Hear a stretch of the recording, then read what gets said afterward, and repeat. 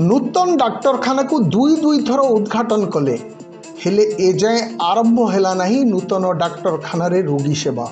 बलांगीर जिला पाटनागढ़ सरकारी डाक्तरखाना रे रोगी सेवा पाई उन्नत तथा नूतन व्यवस्था को नहीं नूतन डाक्तरखाना को दुई दुई थर उद्घाटन को गोटे वर्ष बीती जाइतिले मध्य यह केबे कार्यक्षम हबो ताकू नहीं आलोचना जोर धरिछि।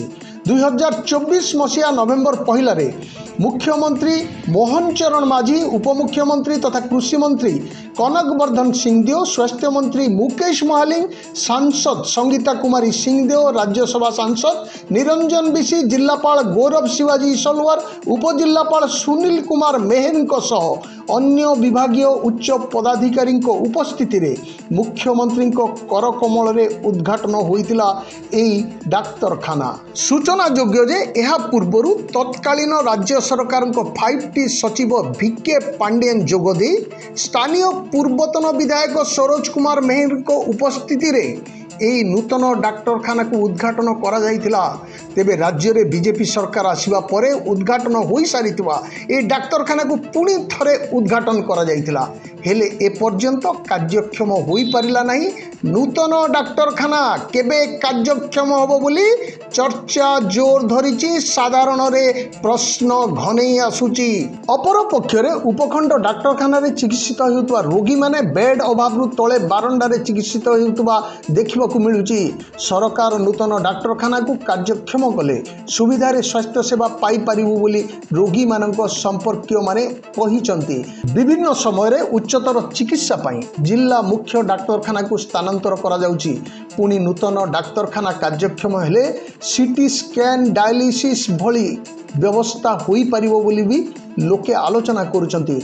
रोगी को आवश्यकता और दाबी को दृष्टि रे रखी रैंप निर्माण करा जाउछि। एहा सहित आगामी दिन रे शिशु विभाग रो आईसीयू जनरल आईसीयू पई प्रक्रिया त्वरान्वित हेउछि। तेबे एई सब व्यवस्था केबे कार्यकारी हेबो और रोगी यार सुफल पाइबे ताकू नै प्रश्नवाची सृष्टि होइछि। साधारण लोकंक डाक्तरखाना भाबे परिचित पाटनागढ़ सरकारी डाक्तरखाना उपरे केवल पाटनागढ़ उपखंडर लोके नुहंती बरं पड़ोशी जिल्लार जनसाधारण मध्य निर्भर करुथबारु सबु दृष्टि रोगी सेवा पाई तुरंत ई नूतन डाक्तरखाना को कार्यक्षम करबाकू साधारण रे दाबी हेउछि।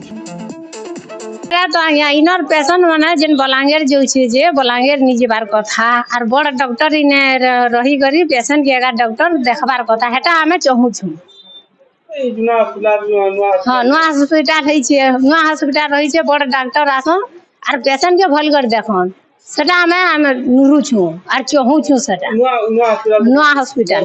हां आर वर्ष एला न उठानो गन करूछन से हॉस्पिटल की है नी डॉक्टर बड़टा रहबे बेले तो से लोग जानी कर से हॉस्पिटल के जीवे आर डॉक्टर नहीं रहला हॉस्पिटल के हेले जीवे गार इठा में बलांगीर के काजे जीवे सेटा मैं कहबार मोर कारण आ गया एटा तो बोल छे जेते जल्दी बड़ डॉक्टर ए करे खुलले हेते भल बोली मु चाहू छे।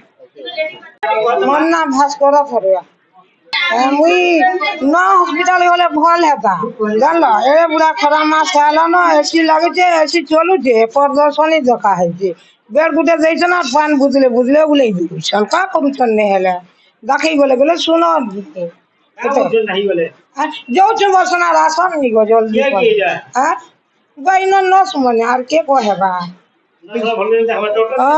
डॉक्टर आउ छे राम करी दिन को दी छ सकाल लगा राति 10 बजे गए।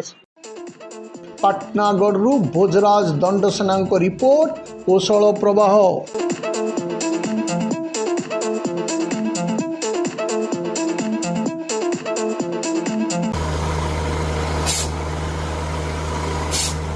नलकूप खनन में प्लान करछन्ते कि जोगाजोग करंतु बाबा बोरवेल। Mobile number 9938110888 9439147028।